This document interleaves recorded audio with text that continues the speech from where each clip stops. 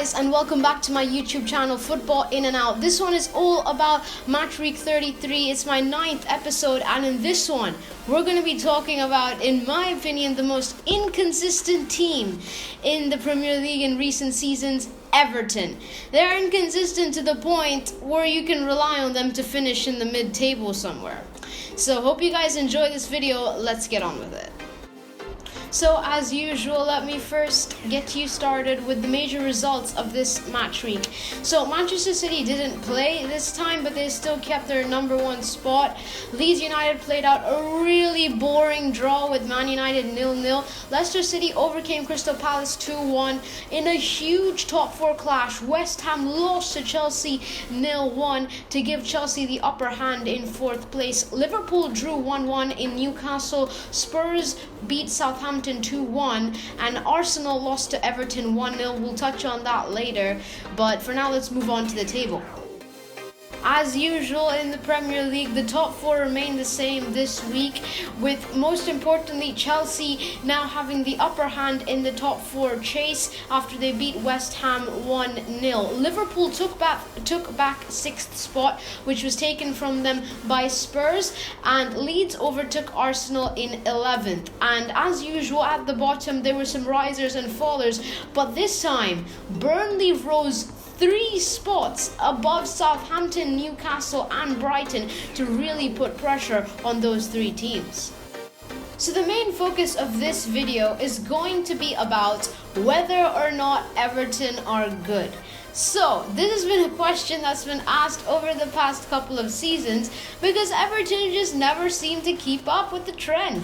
They win a couple of games, then they put out shocking defeats to make everybody question whether or not they're actually a good team. In their last 4 seasons, Everton's average finishing position is 8.75, which is pretty low for a team that's trying to break into that top 6 category.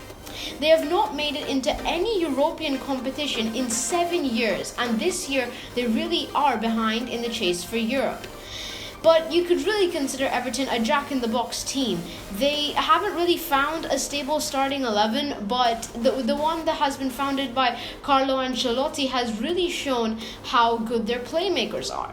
So, everybody usually says that Everton are a good attacking side because of their pace on the counter, but actually, in my opinion, I think it's because of their creativity. They have players such as James Rodriguez, Andre Gomez, and Gylfi Sigurdsson riding their entire midfield, which is why I think they can be a really threatening force.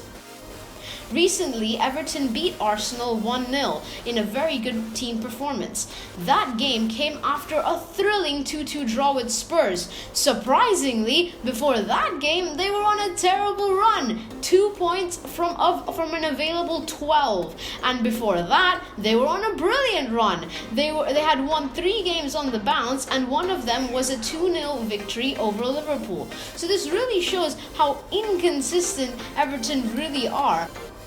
But why are Everton so inconsistent?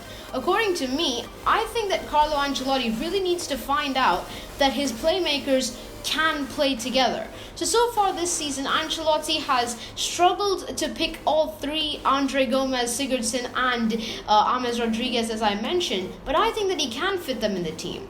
So I watched the 2-2 draw Everton versus Spurs, and I realized how good Gylfi Sigurdsson was out on the wing. He wasn't a stereotypical winger playing in the Premier League who's really fast, quick feet, gets past defenders and crosses it in, but he creates chances. He cuts inside, plays important short passes, and can play the great long ball over the top. So I think that's why he's such a threat on the wing, because there's nothing like him in the Prem.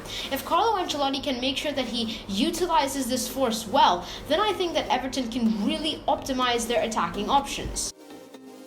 So that's all that I have for you guys today. I hope you guys really enjoyed this video. Please make sure you like, subscribe, and share with your friends.